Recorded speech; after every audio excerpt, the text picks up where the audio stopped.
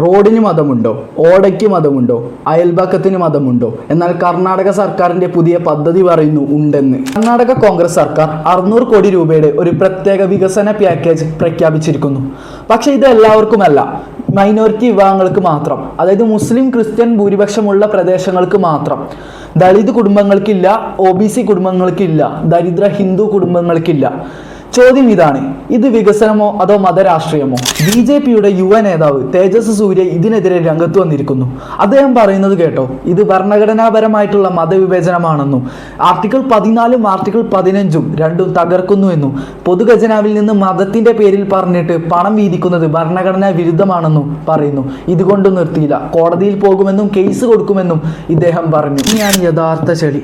ഒരു ഭാഗത്ത് കോൺഗ്രസ് പറയുന്നു ഇത് പിന്നാക്ക പ്രദേശങ്ങളുടെ വികസനമാണെന്ന്, മറുഭാഗത്ത് BJP പറയുന്നത് ഇത് മതാടിസ്ഥാനത്തിലുള്ള ഗെറ്റോവൽക്കരണമാണെന്നാണ്. ഈ രണ്ട് പാർട്ടികളും രാഷ്ട്രീയ ലാഭത്തിനായി മതത്തെ ഉപയോഗിക്കുന്നു.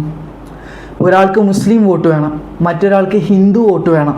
ഇതിൻ്റെ രണ്ടിൻ്റെ ഇടയിൽ നമ്മൾ സാധാരണക്കാർ ഞെരുങ്ങുന്നു. എൻ്റെ ചോദ്യം ഇതാണ്, വികസനം എന്നത് മതത്തിൻ്റെ പേരിലാക്കണോ അതോ സാമ്പത്തികമായി പുറകിൽ നിൽക്കുന്നവരുടെ പേരിലോ?